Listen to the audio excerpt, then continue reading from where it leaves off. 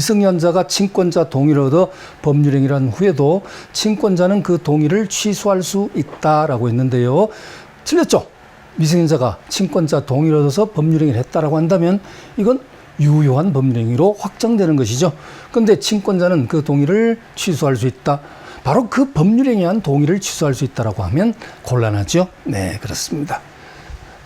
장차 다른 어떤 새로운 어떤 법률행위에 있어서 예를 들면 자신이 행했던 동의권을 취소할 수는 있겠습니다만은 본래의 법률행위를 취소한다는 것은 허용될 수 없다. 이렇게 봐야 되겠죠. 네. 자, 그렇습니다. 네. 됐습니다. 자, 그 다음에 2번 질문. 계약자의 원칙상 제한 능력자를 보호하는 규정에 반하는 매매계약도 유효하다. 역시 틀렸고요. 제한 능력자 보호 규정. 이것은 우리 민법상 가장 1차적으로 보호되는 그 같은 입법 태도를 취하고 있다. 말씀드렸습니다. 그 다음에 3번입니다. 상대방이 계약 당시 제한 능력자와 계약을 체결하였음을 알았더라도 하고 나왔는데 알았더라도 하면 뭐야? 악이 제한 능력자 측에 추인이 있을 때까지는 자신의 의사표시를 철회할 수 있다라고 했는데요. 틀렸습니다. 자, 틀렸고요. 이 부분은 자, 여러분 제한 능력자와 거래한 상대방 보호 제도에 보시면요. 최고권. 다시. 자, 최고권, 철회권. 그 다음에 거절권. 그 다음에 속임수. 예전에 이제 사술이라 그랬거든요, 여러분. 사술이라 했었는데, 사술.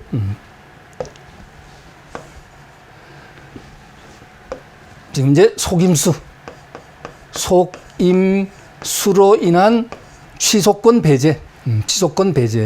취소권을 박탈시키는 제도가 있어요. 취소권 배제. 자, 이렇게 해서 총복습 한번 하고 가시겠습니다. 이것도요, 핵심 정리에 다 나와 있습니다. 간략하게, 간단하게 언급하도록 합니다. 예를 들면, 갑이 미승연자, 을이 상대방. 미승연자와 상대방이 법률행위였습니다. 물론 이 미승연자는 법정대리인 동의 없이 자신의 노트북을 상대방과 매매계약을 체결했다라고 하자고요. 자, 상대방은 법정대리인 A를 향하여, A가 법정대리인이라고 가정하고 A를 향하여 최고를 보내죠. 최고. 자, 우리 민법상으로는 확답 촉구권이죠. 확답을 촉구할 수 있다.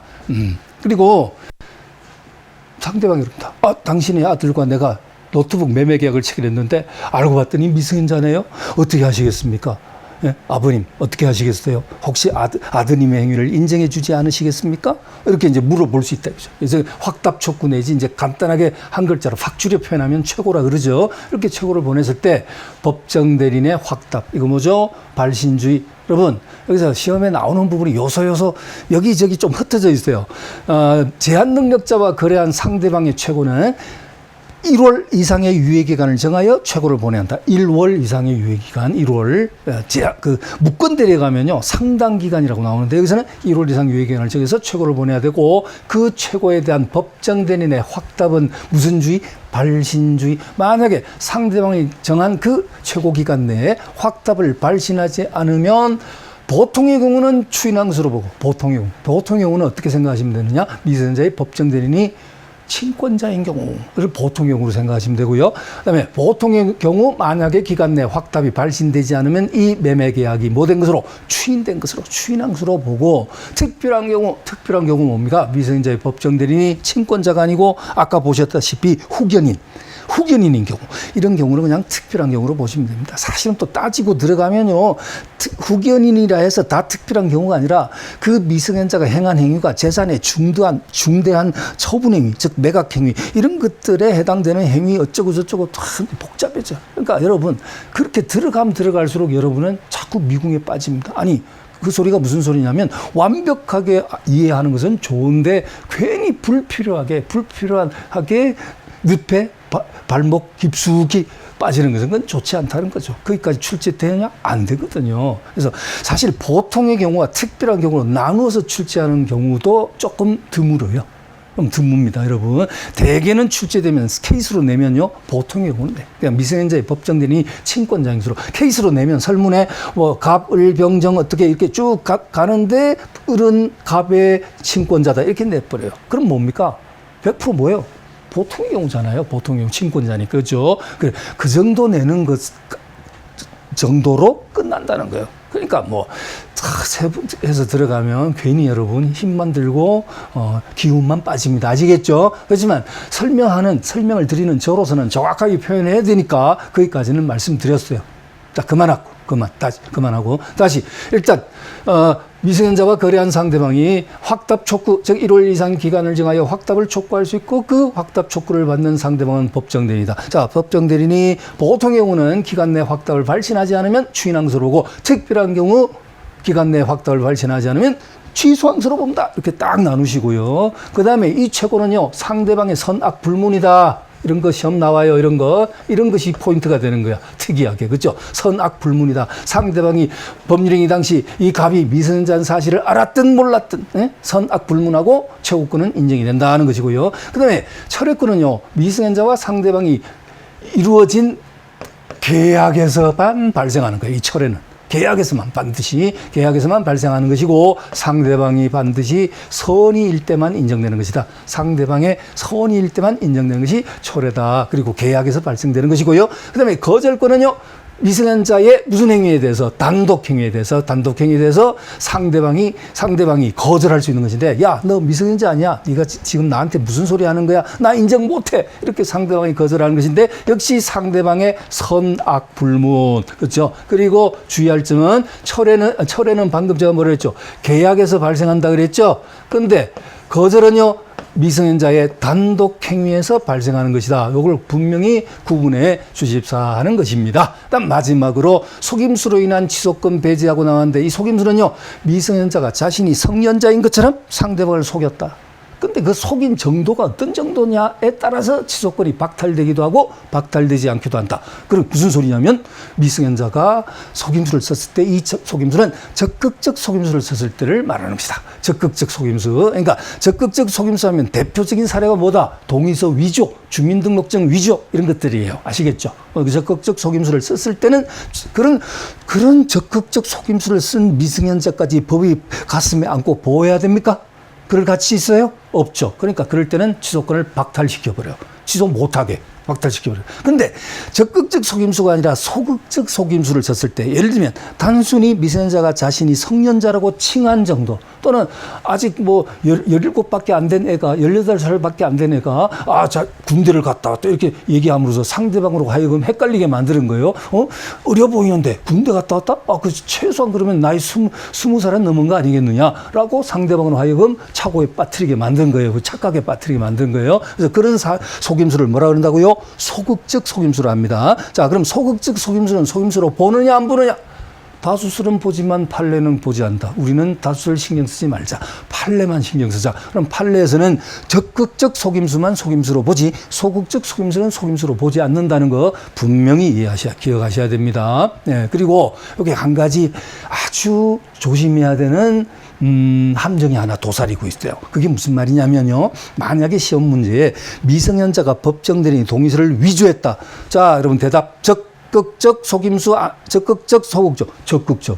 취소권 박탈돼 안 돼? 박탈. 그렇죠? 그럼 이번에는 피한정 후견인이 법정대리인 동의서를 위조했다. 적극적 속임수 이다 아니다? 이다.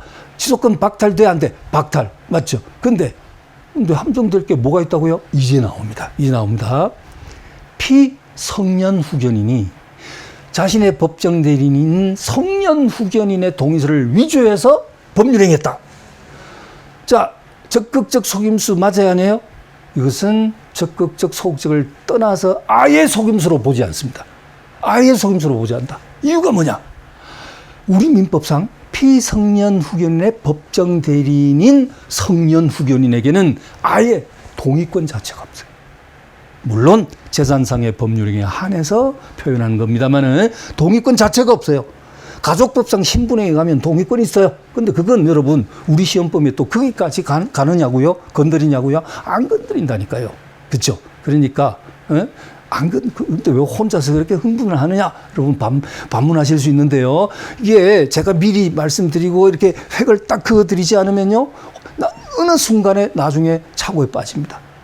착각에 빠지고 막 혼란스러움에 빠질 수밖에 없어요. 그래서 제가 미리 말씀드리는데 지금 방금 표현한 건 나 납득 못했다 할 수 있어요. 잠시 후에 해당 지문 철저하게 뽀개어 가면서 확인시켜 드릴게요. 아시겠죠? 그래서 자, 그럼 방금 정리했습니다. 속임수로 인한 지속권 배제는 여기는 적극적 속임수만을 말하는 것이다. 소극적 속임수는 속임수로 보지 않는다. 판례 됐죠? 자, 그러면 지문으로 가서 확인하도록 하겠습니다. 자, 지문 돌아가시죠. 자, 그러면 이제 3번 지문이 눈에 확 들어오죠. 상대방이 계약 당시에 제한 능력자와 계약을 계약 나왔고요. 계약을 체결하였음을 알았더라도 하면 이건 뭐요? 악이죠. 악이. 제한 능력자 측의 주인이 있을 때까지는 상대방은 자신의 의사 표시를 철회할 수 있다. 어떻습니까? X. 왜? 악의의 상대방에는 철회권 인정 안 돼. 반드시 철회권은 상대방이 선의해야 된다. 그랬었죠. 선악을 불문하는 것은 뭐다? 최고권, 즉 확답 촉구권하고요. 상대방이 이제 그 제한 능력자의 미성년자의 단독 행위에 대해서 상대방이 거절하는 것은 상대방 선악 불문입니다. 네, 자, 그다음에 4번입니다. 법정 대리인이 제한 능력을 이유로 법률 행위를 취소한 경우 제한 능력자의 부당이득 반환 범위는 법정 대리인의 선악의에 따라 달라진다 했는데요, 여러분. 그러면 자, 이거 구두로 표현. 미성년자가 부모님 허락 안 받고 시가 100만 원 상당의 노트북을 70만 원에 팔았습니다. 싸게 팔아야 이제 잘 팔릴 거 아니겠습니까? 그죠? 그러니까 시가는 100만 원인데 70만 원에 당근 마켓에 내놔가지고요, 팔았습니다. 자, 그리고 70 받아가지고 이미 유흥비로 50만 원 정도를 탕진했어요. 자기 친구들하고 막 유흥비 쓰고 막 왔다, 뭐 사먹고 막 해서 막 썼어요.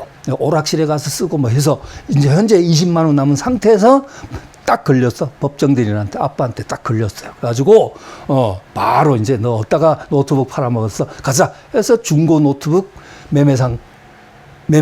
가게에 가서, 법정 대리인이 외쳤습니다. 취소라고 외쳤어요. 즉, 상대방은 을입니다, 여러분. 미성년자 갑이고요. 자, 그렇게 하자고요. 미성년자 갑이고, 상대방 을이고, 법정 대리는 A라고 하자고요. 자, 이렇게.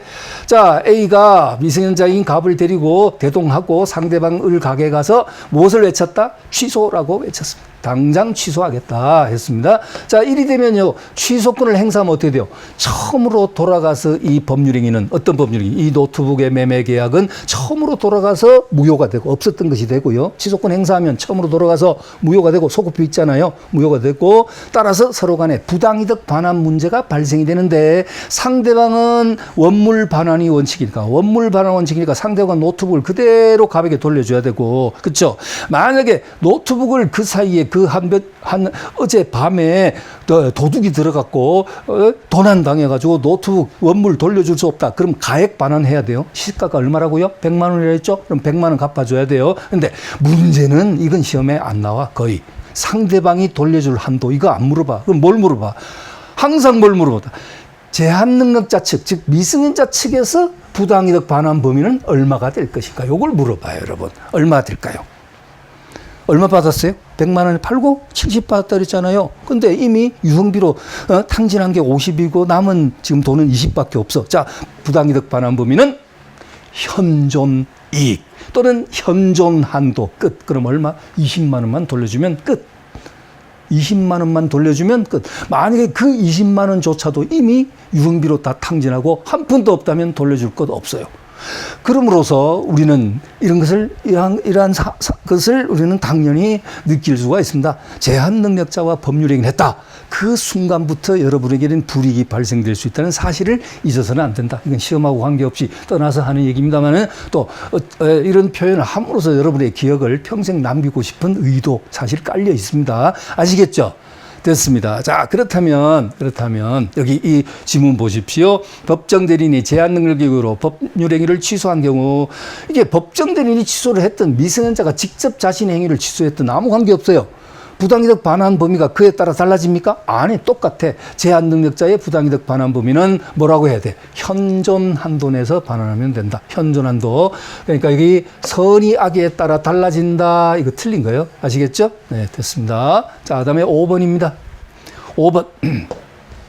제한 능력을 이유로 법률행위를 취소한 경우 제한 능력자는 선의 악의를 묻지 아니하고 그 행위로 인하여 받은 이익이 이제 옳게 나오네요. 받은 이익이 현존하는 한도 내에서 상환할 책임이 있다. 이걸 현존이익 또는 현존한도 이렇게 나옵니다.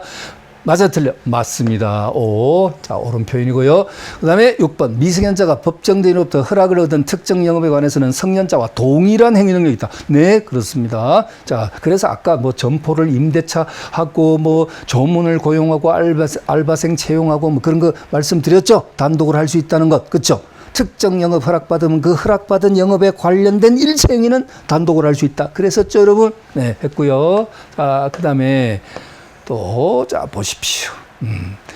7번입니다. 자, 미성년자가 법정대리인 동의 없이 매매계약을 체결하고 성년이 되기 전에 스스로 채무 일부를 이행했다. 이 경우에는 그 계약을 추인한 것으로 본다. 지금 여러분에게 무엇을 지금 출제자가 물어보려고 하는 것인가? 법정 추인. 여러분, 법정 추인은요, 무효와 취소편에서 다시 거론하겠습니다. 정식은 거기에 있어. 정식으로는 위치가 포지션이 거기 있지. 여기 지금 앞에 나와 있어도 그죠. 거기 가서 다시 따질게요. 자, 무슨 얘기냐면 만약에 어제까지는 미성년자였어요. 만 19세에서 하루 모자라서 어제까지는 갑이 미성년자였습니다. 그런데 그래서 그러니까 이제 미성년 상태에서 어떤 법률이 했다 치자고요. 방금 그 노트북 계속 생각하세요. 그냥 100만 원짜리 70에 팔았다 하자고요. 그런데 오늘 성년 됐잖아. 나이가 이제 꽉 찼어. 만 19세. 그래서 오늘 미성년자가 상대방한테 가갖고요. 아저씨, 왜 계약을 했으면 잔금 치러야지 왜 잔금 안 주세요? 잔금 주세요. 잔금 받았어. 이거 어떻게 되냐면 바로 확정적 유효돼 버려. 다시는 취소 못 해. 그게 무슨 말이냐면요. 아무리 취소할 수 있는 법률행위라 하더라도요. 취소 원인이 종료한 후에 뭔가 행동을 해버리면 그게 추인으로 간주돼 버리는 게 있어. 그러니까 다시는 취소 못하는 취소할 수 있는 법률행위를 취소하지 않겠다는 반대 의사표시를 뭐라 그래요? 추인이라 그러죠.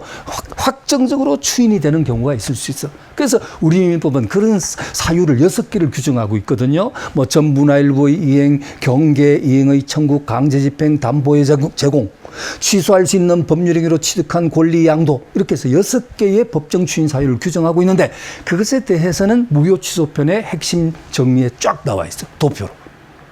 아시겠죠? 지금 여러분 답답하시면 교재 제껴보면 나옵니다. 도표로 제가 딱 정리해두고 있거든요. 지금 건드려 보지 마세요. 제끼지 마세요. 예, 해당 부분 가서 같이 하자고요. 예, 확인시켜 드리겠습니다. 자, 방금 제가 뭘 얘기했냐면요. 취소할 수 있는 법률행위를 취소시키지 않겠다는 반대 의사표시를 추인이라는데 추인, 여러분 한자 잠깐만. 추인.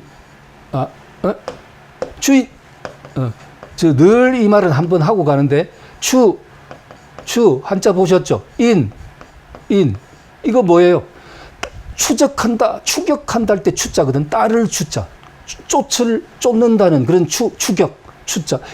인정한다. 아, 뒤따라서 인정한다. 이게 추인. 완전 생기추 아닙니까? 지금 표현 드린 게. 그렇죠? 근데 왜 갑자기 추인을 이렇게 새삼스럽게 표현했냐?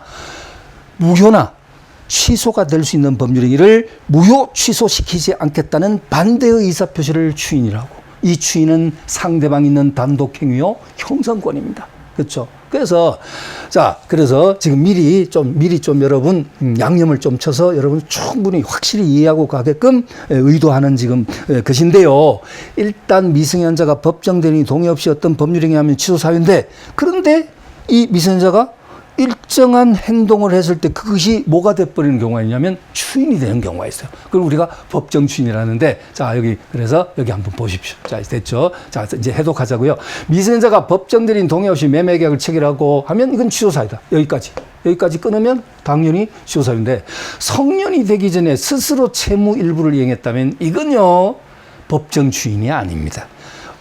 만약에 성년이 되고 난 다음에 자신의 채무 일부를 이행했다면 만약에 아저씨 지난번에 내가 등기서류 넘겨주기로 해놓고 토지 매매계약 체결해놓고 등기서류 일부 빠뜨렸죠? 자, 받으세요. 여기 있습니다 하고 등기 관련 서류를 일부를 빠뜨린 서류를 상대방에게 넘겨줬다면 그것도 언제 성년되고 난 다음에 넘겨줬다면 그것은 확정적 추인이 돼버려. 그렇지만 성년되기 전에 일부를 이행했다 하더라도 추인한 것으로 본다. X. 그렇지 않다. 됐죠? 자, 자세한 것은 또 뒤에서 따지도록 하겠습니다. 따지도록 하겠습니다. 여러분. 그러면 욕심이 조금 생기는데 딱 한마디만 더 하고 갈게요. 예를 들면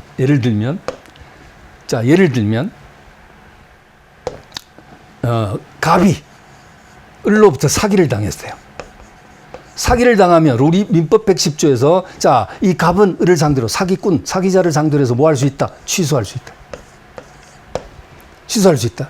그런데 이 갑이 상대방의 사기에 의한 기망 상태에서 벗어난 후 내가 사기당했구나 하는 걸 인식했는데도 불구하고 그로부터 며칠 뒤 상대방에게 등기 서류를 교부하였다.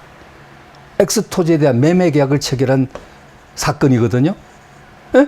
그러니까 사기를 당했다는 사실을 인식하면서도 매도인이 상대방에게 등기 서류를 교부하였다. 이거 뭐예요, 여러분? 법정 추인입니다. 아시겠죠? 그래서 이런 부분은 뒤에 그때 가서 다시 또 하도록 하겠습니다. 자, 그러면 그렇게 보시고요. 법정 추인도 추인으로 간주되기 때문에 한 번 추인되면 다시는 취소 못 합니다. 네, 그 다음에 자, 8번. 제한 능력을 이유로 취소할 수 있는 법률행위는 제한 능력자가 단독으로 취소할 수 있다. 네.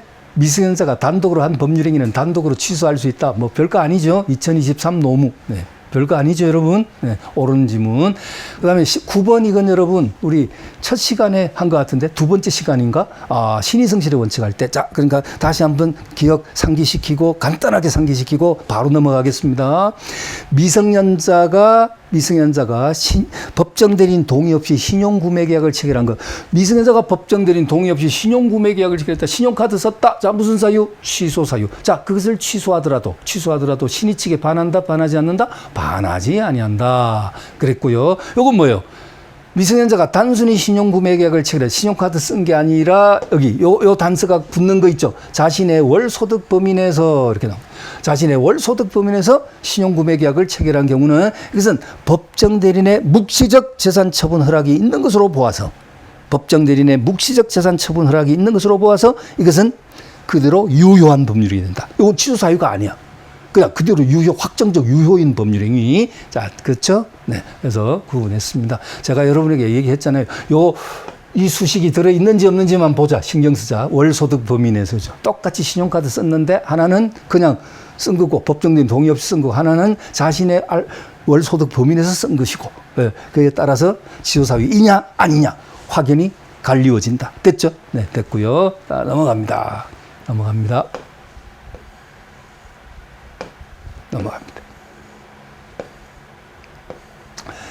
자, 더 보십시오. 자, 지금부터 여러분은 무엇을 보시냐면요. 피한정 후견인, 피성년 후견인, 피특정 후견인에 대한 이런 생소한 용어가 나오는 이러한 제한 능력자들을 보시게 됩니다. 여러분, 과거에 한정지산자, 금지산자라는 용어 들어보셨죠? 그렇죠? 난 그것도 처음 듣는 소리다 하면 뭐 그럴 수도 있겠습니다만은 과거에는 한정지산자, 금지산자라는 이런 사람들이 있었어요. 근데 그러한 사람들이 그 이후에 우리가 이후에 민법이 바뀌면서 개정되면서 이렇게 용어들이 이제 바뀌었어요. 제도를 좀 보완하고 해서 한정후견, 성년후견, 뭐 특정후견 이런 제도로 바뀌었습니다. 꼭 굳이 이 매칭을 좀 시키면요. 과거에 한정지산자와 비슷한 사람이 지금의 피한정후견이고요. 꼭 똑같지는 않아요. 똑같지는 않은데 정신 어떤 능력, 그 행위 능력의 범주가 비슷한 것이 그렇다는 얘기고요. 과거의 금지산자, 지금의 피성년 후견인과 유사합니다. 자, 이렇게 여러분 이해할 수 있는데요. 자, 봅니다. 지금부터. 그리고 이것은요, 출제되면 제가 분명히 제가 몇 년 전부터 매우 이 부분 나올 때마다 설명드릴 때마다 어떤 강의 현장이든 그 표현을 강조를 드린 바 있는 것이 뭐냐면요. 축적된 판례가 없기 때문에 이건 시험 나오면 조문 중심으로 나온다. 우리 민법 조문대로 나온다. 조문대로. 그래서 늘상 그 표현을 했고 그것은 지금도 변함이 없습니다. 여러분이 보시게 되는 2025년 공인노무사 시험에서도 피한정, 피성년, 피특정 후견에서 출제 떴다 하면 조문으로 나온다는 것 분명히 확언합니다. 됐죠? 네. 그러면 지금부터 보십시오. 그러면 조문으로 내면 도대체 어떤 부분을 주로 문제로 내느냐 정해져 있죠. 여러분은 모르시겠지만 저는 알고 있다는 거예요. 자, 지금부터 그것을 알려드리겠습니다. 자, 1번 지문 보십시오. 가정법원은 질병, 장애, 노령, 그 밖의 사유로 인한 정신적 제약으로 했는데 여러분 여기까지는 다 똑같아. 똑같으니까 이런 거 암기하려고 애쓸 필요 전혀 없습니다. 포인트가 따로 있다 했죠, 여러분. 자, 정신적 제약으로 사무 처리 능력이 부족한 사람에 대하여 이게 포인트예요, 여러분. 부족한 사람, 이게 포인트입니다. 자에 대하여 일정한 자의 청구로 성년 후견 개시 심판을 한다 했는데 성년 후견 개시 심판이 아니고 이것은 한정 후견 개시 심판을 한다 이렇게 나와야 됩니다. 그래서 아예 지금부터 그냥 암기하고 가셔야 돼. 암기하고 가야 됩니다. 여기다가 바로 써도 좋겠고 쓸까요? 자, 네, 좋습니다. 여기다가 바로 한번 쓰고 가죠. 따로 칠판 왔다 갔다 하느니 자, 어떻게 하냐면요. 한, 지, 성, 그 얘기죠. 무슨 문장이 된다, 단어가 된다 기대하지 마세요. 전혀 단어, 문장 되지 않습니다. 자, 유치합니다만. 부한지성 후특. 뭐라고요? 후특. 예, 암기. 부한지성, 지워졌네요. 부한지성 후특. 필수 암기. 자, 그러면 부가 뭐죠? 부족한 사람에 대하여 하고 나오면 여기 부족한 사람에 대하여 하고 나오면 한정후견 심판 지속적으로 결여된 사람에 대하여 그것도 기네. 그것도 암기하기가 힘들겠네. 그러면 그냥 지속적으로만 기억하라. 지속적만 기억해. 지속적으로 결여된 그거 어떻게 나오냐면 이렇게 가정법원은 질병, 장애, 노령 그 밖의 사유로 인한 정신적 제약으로 사무 처리할 능력이 듣고 계시죠? 처리할 능력이 지속적으로 결여된 사람에 대하여 이렇게 가면 성년후견 심판, 한정후견 심판보다 성년후견 심판이 정도가 더 심한 사람. 아주 쉽게 예를 들으라면요. 치매 증세 경증이면 그냥 한정후견 심판 요건에 해당된다 이렇게 볼 수 있겠고 중증이다 중증 치매 정도가 아주 심하다. 자녀의 얼굴도 제대로 못 알아볼 때가 많다. 그럼 이제 성년후견 심판 정도로 간다. 이렇게 이해하셔도 돼요. 그래서, 자, 그 다음에 후특이 뭐냐면 후원이 필요한 사람에 대하여, 이렇게 후원이 필요한 사람에 대하여 나오면 특정후견 심판입니다, 여러분. 특정후견 심판. 자, 이렇게, 그래서 이거 딱 암기해 주시고, 이게 바로 답이 되는 거다. OX 물을 때 답이 되는 거다. 그래서 부한지성 후특 이렇게 하시고요. 그리고 미리 미리 좀 끊고 갑니다. 여기서 또 조심해야 되는 것 뭐가 있냐면요. 우리 민법상 제한 능력자, 즉 행위 능력이 없는 자는 세 사람이 있다. 어떤 사람? 미성년자, 피한정 후견인, 피성년 후견인. 여기 방금 이런 식으로 사무처리 능력이 부족한 사람에 대하여 일정한 자의 청구로 성년후견 개시가 아니죠. 한정후견 개시 심판한다. 그렇게 해서 심판을 거친 자를 우리는 뭐라 한다? 피한정후견이라고 하고 그 피한정후견인이 바로 뭐다? 제한능력자다. 또 여러분이 대답하세요. 가정법원은 질병, 장애, 노령 어쩌고저쩌고 쭉 가다가 사무처리 능력이 지속적으로 결여된 사람에 대하여 일정한 자의 청구로 뭐라고요? 성년후견 개시 심판한다. 그렇게 해서 심판 절차를 거친 사람을 뭐라 한다? 피성년후견한다. 됐죠? 그러면 이 세 사람 미성년자, 피한정후견인, 피성년후견인 이 세 사람이 바로 제한능력자. 행위능력이 없는 자. 제한능력자. 무슨 사유? 취소사유. 법률행위 무슨 사유? 취소사유. 그러면 이 사람은요? 이 사람. 가정법원은 질병, 장애, 노령 그 밖의 사유로 쭉 똑같아. 쭉 가다가 뭐냐면 후원이 필요한 사람에 대하여 일정한 자의 청구로 특정 후견 심판을 한다. 특정 후견 개시에 심판한다. 이게 가거든요. 그렇게 해서 특정 후견 개시 심판을 거친 자를 비특정 후견이라는데 비특정 후견인도 제한 능력자고 무슨 사유다? 취소 사유다 하면 바로 땡입니다. 잘 가다가 결론 방금 뭐라 그랬죠? 땡이라니까요. 틀렸다니까요. 그 무슨 소리냐면 피특정 후견인은 제한 능력자 아닙니다. 얘는요 아주 특수한 목적 취지 때문에 우리 민법이 만들어놓은 배려한 제도지 행위 능력이 없는 자가 아니에요. 제한 능력자가 아니라니까. 여러분 그래요. 그래서 그 얘기는 제가 또 다른 얘기 다른 또 깊이 있는 얘기가 나오려고 그러는데 제가 좀 자제를 하고 시간 관계상 억제를 좀 하고요. 일단 여러분에게 강조드린 것 이해하셨죠? 제한 능력자는 세 사람밖에 없다. 뭐 미성년자, 피한정, 피성년 후견인 그 사람 하고요.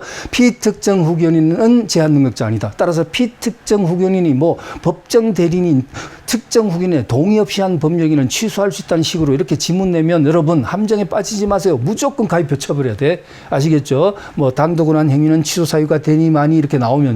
얘는 그렇게 나오면 무조건 틀린 지문입니다. 자, 그럼 계속 보시죠. 계속 보세요. 그러면 1번 틀린 것 확인됐죠? 자, 뭐라고 돼야 돼, 이거? 한정후견 개시 심판한다. 이렇게 가야 된다는 거 했죠? 자, 그 다음에, 자, 이번 시간 여기까지입니다. 다음 시간에 연결해서 설명드리도록 하겠습니다.